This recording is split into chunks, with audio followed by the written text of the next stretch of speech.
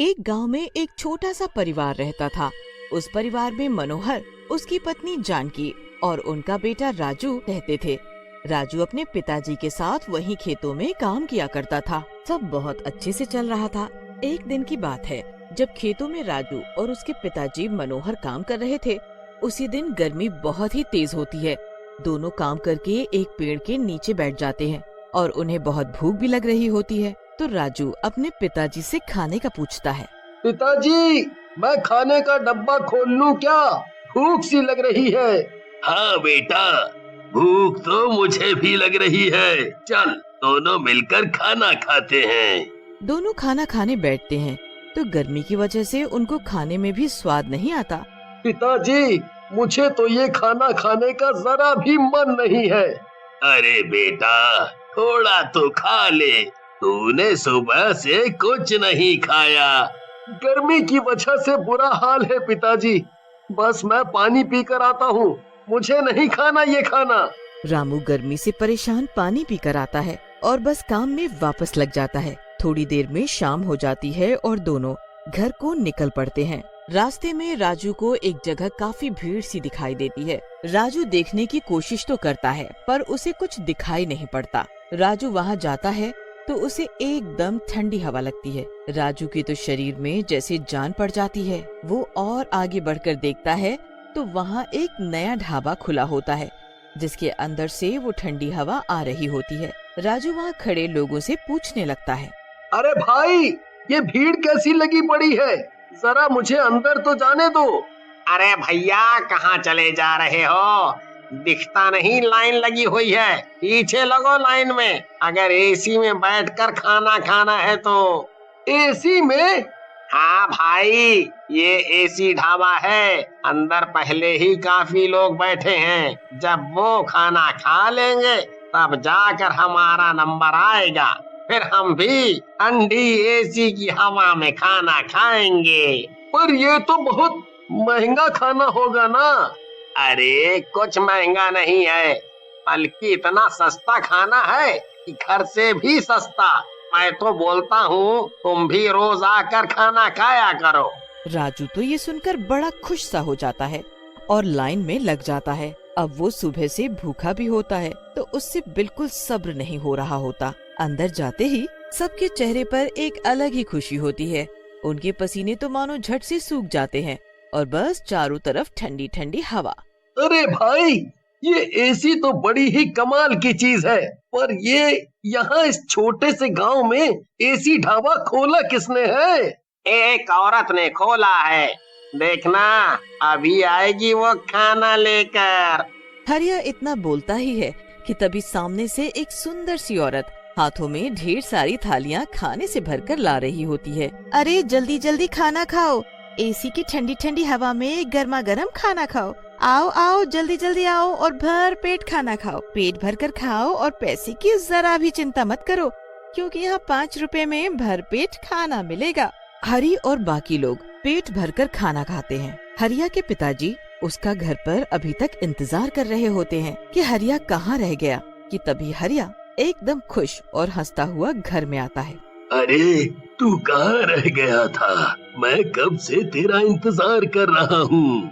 अरे पिताजी, वो रास्ते में भीड़ लगी थी ना, वो एक औरत ने हमारे गांव में एसी ढाबा खोला है और बस 5 रुपए में वहाँ जितना मर्जी खाना खाओ। अरे मैं खुद खाकर आ रहा हूँ और इतना स्वाद खाना कि मैं आपको क्या बताऊं। मन कर रहा था कि बस खाता जाऊं। बल्कि अब आप कल से हमें खाना बांध कर मत देना। मैं और पिताजी दोनों वहीं ढाबे पर जाकर खाना खाया करेंगे। हाँ, अब तुम्हें घर का खाना क्यों पसंद आएगा? जाओ तुम दोनों वहीं जाकर खाओ, मुझे भी थोड़ा आराम मिलेगा। उस रात हरिया बड़ी खुशी खुशी मजे में सोता है और अगले दिन अपने पिताजी के साथ फिर उस ढाबे में खाना खाने जाता है। गांव के लोगों का जो गर्मी में बुरा हाल हो रहा होता है, एक ढाबा खुलने से उनको बड़ा ही सुकून मिलता है। थोड़े दिन लोग खूब ढाबे के खाने का आनंद लेते हैं। हरी भी रोज ढाबे का खाना ही खाता है। पर एक रात हरिया के पेट में अजीब सा दर्द उठता है। धीरे धीरे दर्द बढ़ता ही जाता है और हरिया जोर जोर से चिल्लाने लगता है। हरिया के माँ बाप चिल्लाने की आवाज सुनकर आते हैं और हरिया को डॉक्टर के पास लेकर जाते हैं। डॉक्टर के पास पहले ही पेट दर्द वालों की लंबी लाइन लगी होती है। लोग दर्द में तड़प रहे होते हैं और मरीजों की संख्या बढ़ती ही जा रही होती है। किसी को कुछ समझ नहीं आ रहा होता कि ये अजीब सा दर्द किस वजह से है, पर इस दर्द के बारे में बस एक को ही पता है और वो है चंपा, एसी ढाबा चलाने वाली औरत नहीं बल्कि एक खूंखार चुड़ैल। मेरी तरकीब काम कर रही है। सब लोग मेरा खाना खाकर धीरे धीरे बीमार पड़ने लगे हैं और कुछ ही दिनों में पूरे गांव में ये बीमारी फैल जाएगी, जिसका इलाज पूरी दुनिया में किसी के पास नहीं है। धीरे धीरे पूरे गांव के लोग उस चुड़ैल के एसी ढाबे का खाना खाकर बीमार हो जाते हैं और किसी भी डॉक्टर के पास इसका इलाज नहीं होता। लोगों को समझ ही नहीं आ रहा होता कि आखिर वो करे तो क्या करे। चुड़ैल ये सब देखकर बड़ी ही खुश होती है और रोज अपना ढाबा खोलकर लोगों को जादुई खाना खिलाती है। एक दिन उस गांव में दूसरे गांव से एक बड़े ही ज्ञानी बाबा आते हैं। उनके साथ इसी गांव के 2 लोग होते हैं जो उनके साथ साथ चल रहे होते हैं। बाबा, यहाँ बहुत गर्मी है और आप चल भी नहीं पा रहे और आपने सुबह से कुछ नहीं खाया है। यहाँ एक एसी ढाबा है, वहाँ चलते हैं, वहाँ आप थोड़ा आराम भी कर लेना। बाबा उस आदमी की बात मानकर उस ढाबे में जाने के लिए हाँ भरते हैं और जैसे ही वो वहाँ पहुँचते हैं उनको अजीब सा महसूस होता है। वो कहीं न कहीं समझ जाते हैं कि ढाबे में कुछ तो गड़बड़ है। वो वहाँ बैठते हैं तो चंपा नाम की औरत हमेशा की तरह खाना लेकर आती है। बाबा उस औरत को देखते हैं तो उनको वो औरत अपने असली चुड़ैल के रूप में साफ साफ नजर आती है। अरे बाबा, ये लो स्वादिष्ट मेरे हाथ का खाना। हाँ हाँ, रख दो इधर। चंपा चली जाती है और बाबा उस खाने को ध्यान से देखते हैं। उनको समझ आ जाता है कि खाना जादुई है। वो प्लेट से एक रोटी लेकर अपने थैले कैसे पेट दर्द से तड़प रहे हैं। ये सब उस चुड़ैल का काम है। तुम लोग अब तक समझ नहीं पाए कि कोई इतने सस्ते में एसी में बैठा कर क्यों इतना सारा खाना खिला रहा है, और उसके बाद से ही सबके पेट में दर्द भी है। मैं तो उस औरत को देखते ही पहचान गया। हे भगवान, अब हम क्या करेंगे बाबा? आप ही इस चुड़ैल से हमारा पीछा छुड़ाओ और सबको इस बीमारी से मुक्त करो। आज मैं एक जप करूंगा और उस चुड़ैल को हमेशा हमेशा के लिए खत्म कर दूंगा। तुम सब परेशान ना हो। उस रात बाबा बहुत बड़ी पूजा करना शुरू करते हैं। ओम भीम क्लीं स्वाहा, ओम भीम क्लीं स्वाहा। काफी देर के जप के बाद बाबा उस रोटी को थैले से निकालते हैं और उसके ऊपर मंत्र पढ़ने लगते हैं।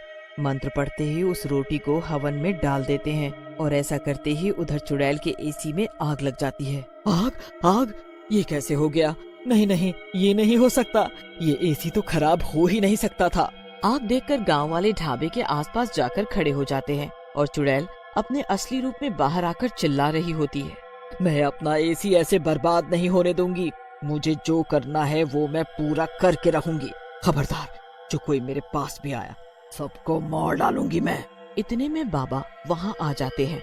डरो मत गांव वालों, इस चुड़ैल का जादू बस ढाबे के अंदर चल सकता है, बाहर हमारा कुछ नहीं कर सकती, और इसका ढाबा तो जलकर अभी ढेर हो जाएगा। अरे मारो इस चुड़ैल को पत्थर। गांव वाले पत्थर उठा लेते हैं और उस चुड़ैल को मारना शुरू कर देते हैं। मत मारो मत मारो, मैं वरना किसी को नहीं छोड़ूंगी। गांव वाले बिल्कुल भी नहीं रुकते और लगातार उस चुड़ैल को पत्थर से मारते रहते हैं। चुड़ैल अपने आप को बचाती रहती है पर इतने लोगों में कुछ नहीं कर पाती। वो जमीन पर गिर जाती है और उसकी आंखें बंद होने लगती है।